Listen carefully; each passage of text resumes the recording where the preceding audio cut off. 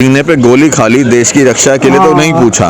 अगर सीने पे गोली ना खाई होते सीधा शहीद हो गए होते तो तब पूछ लेते। ये जरूर बात है। सरकार देखती तभी है, छोटी मोटी कुछ हो जाए कोई नहीं पूछता। मेरे को आतंकवादियों ने फौज से जबरदस्ती कराया। मैं इलेक्ट्रिकल में कैशियर था, तो मेरे को रास्ते में घेर लिया, तो मेरे को छाती में गोली मार दी थी। एक बार देख सकता हूँ वो घाव कहाँ पे लगा? हाँ जी, दिखाएंगे। देखें, ये है सवान जवान का जो है सीना, जिसमें सही मायने में गोली खाई थी। देखिए, अगर ध्यान से देखेंगे तो ये सीधा गोली का निशान आप देख सकते हो। और सबसे बड़ी बात है, ये निशान आपको पीठ पे नजर नहीं आ रहा, ये छाती पे नजर आ रहा है। जय हिंद, जय भारत। और आप इस समय देख रहे हैं CCN न्यूज़ 24 चैनल। मेरा नाम है दिनेश गर्ग जैन, कड़वे सवालों वाला। पूर्व सैनिक मेरे साथ मौजूद हैं वेद प्रकाश सैनी जी, और अंबाला से आए हैं। और हालांकि अंबाला से पूरी टीम यहाँ पर पहुंची आज पूर्व सैनिकों के धरने के अंदर, जो कि 97 दिनों से जंतर मंतर पर चल रहा है। सर, सबसे पहले आपका बहुत बहुत स्वागत है यहाँ पर।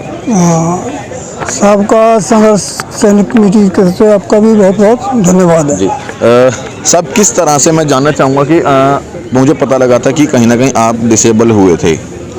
गलत तो नहीं कह रहा? कितने % आप डिसेबल हुए थे और किस तरह से हुए थे? मेरे को आतंकवादियों ने फौज से जबरदस्ती कराया। मैं इलेक्ट्रिकल में कैशियर था, तो मेरे को रास्ते में घेर लिया, तो मेरे को छाती में गोली मार दी थी। एक बार देख सकता हूँ वो घाव कहाँ पे लगा? हाँ जी, दिखाएंगे। देखें, ये है सवान जवान का जो है सीना, जिसमें सही मायने में गोली खाई थी। देखिए, अगर ध्यान से देखेंगे तो ये सीधा गोली का निशान आप देख सकते हो। और सबसे बड़ी बात है, ये निशान आपको पीठ पे नजर नहीं आ रहा, ये छाती पे नजर आ रहा है जी। और मैंने उस वक्त थोड़ा बेहोश हो गया। उन्होंने मेरा बैग छीनना चाहा, तो मेरे को होश आया, तो मैंने उनको धक्का मार कर ईंट उठा ली। तो मैं बोला अभी आओ जिसने आना, तो वो एकदम दोनों भाग गए। और मैंने कैश भी नहीं दिया। कैश उस टाइम मेरे पास 1.5-2 लाख के करीब था। तो उसके बाद मेरे को बंदे आ गए बहुत, मेरे को हॉस्पिटल ले गए। DC SP सब वहाँ पर हाजिर हो गए, आ गए एकदम। मेरे को पूछा, तो मैं तो लेटा हुआ था, बेहोश था उस टाइम। तो मेरे को गोली वगैरह निकाला। तो हमारा जो कर्नल साहब थे, उन्होंने मेरे को मिलिट्री हॉस्पिटल में ट्रांसफ़र कर दिया। तो वहाँ पर तकरीबन 4-5 साल वो केस चला। जिसने गोली मारी थी वो नाबालिग निकला। उसकी उम्र थी 17 साल। नाबालिग आतंकवादी? मतलब हाँ, 17 साल कुछ महीने। मतलब नाबालिग आतंकवादी हो गया वो? 18 साल का नहीं है? वही 18 साल का नहीं हुआ। और जो मोटरसाइकिल चला रहा था वो तो बड़ा था। अब देखो, मतलब एक नाबालिग आतंकवादी ने जो है कहीं ना कहीं हमारे हिंदुस्तान के जवान के ऊपर हमला बोला, और कितनी बहादुरी के साथ सीने पे गोली खाई, लेकिन हमारे हिंदुस्तान की रक्षा की है। वाकई बहादुरी को सलाम करूंगा सर ऐसे में। उसके बाद हम 20-25 बंदे, हमारा कर्नल साहब CM हुड्डा साहब होते थे उस टाइम, हमारे चीफ मिनिस्टर। तो उसके चंडीगढ़ हम उसके रेजिडेंस में भी गए इसके बारे में कुछ मुआवजे के लिए, तो उन्होंने कोई बात नहीं की।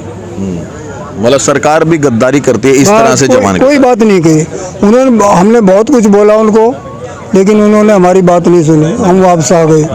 तो उसके बाद मेरे को कोई मुआवजा नहीं दिया गया, इसके लिए कोई मुआवजा नहीं दिया गया। मतलब आपने अपना पूरा न्यौछावर किया सब कुछ, लेकिन मुआवजा नहीं दिया सरकार ने, जबकि मैं सरकारी पैसे को लेकर जा रहा था। हाँ, रक्षा का हाँ, तो कोई मुआवजा नहीं दिया गया। उसके बाद केस भी ख़त्म हो गया। 5 साल केस चला।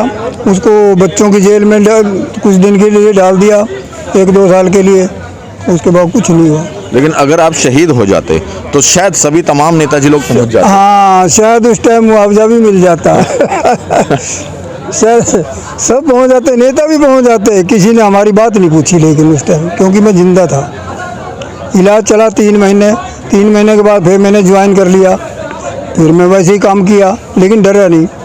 हमको उस टाइम फिर एक चाकू दे दिया बड़ा। फिर हम निडर होकर चलने लग गए।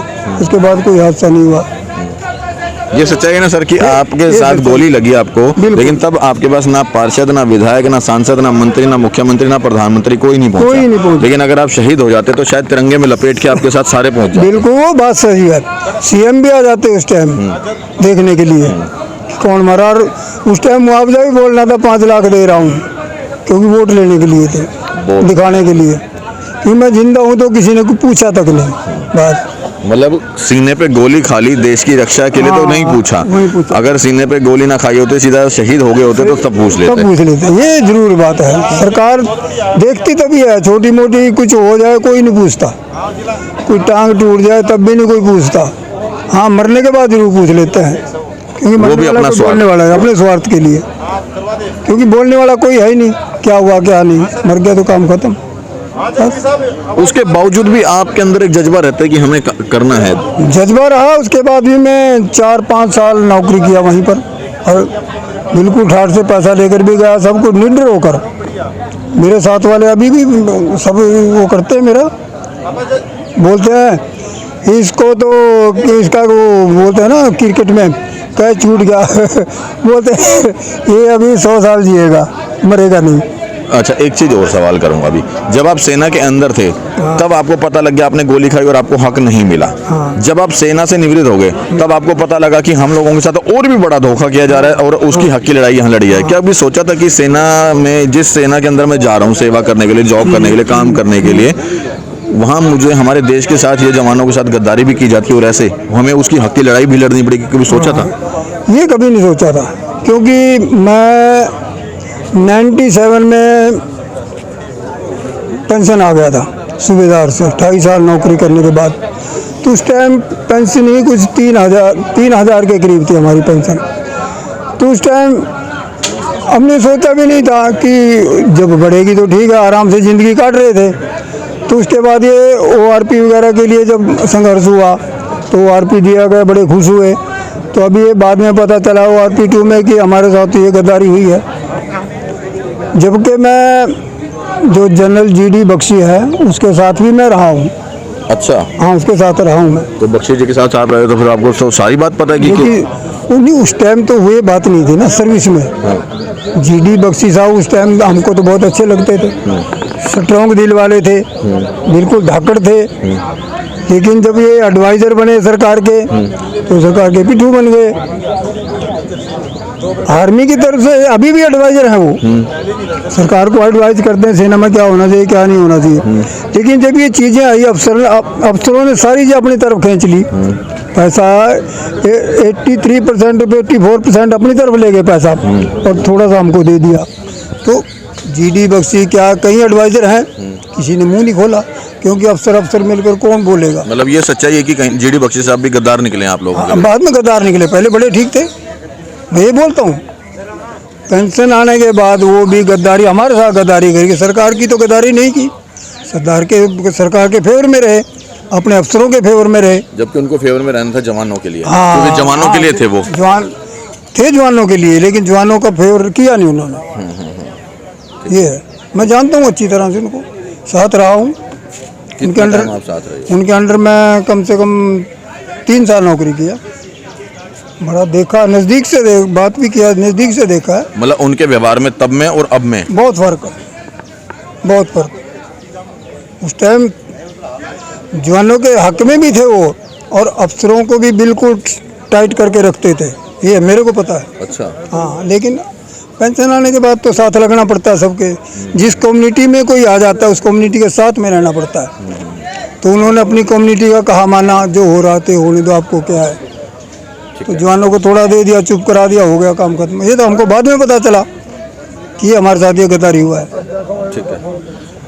क्या नाम हुआ साहब अपना? सूबेदार मेजर सतपाल। सूबेदार साहब, ये जो विसंगतियाँ यहाँ पर चल रही हैं आप लोगों के साथ, जो धोखा हुआ, फिर चाहे वो मैडम एक बार काट लो, काट के दोबारा लो एक बार।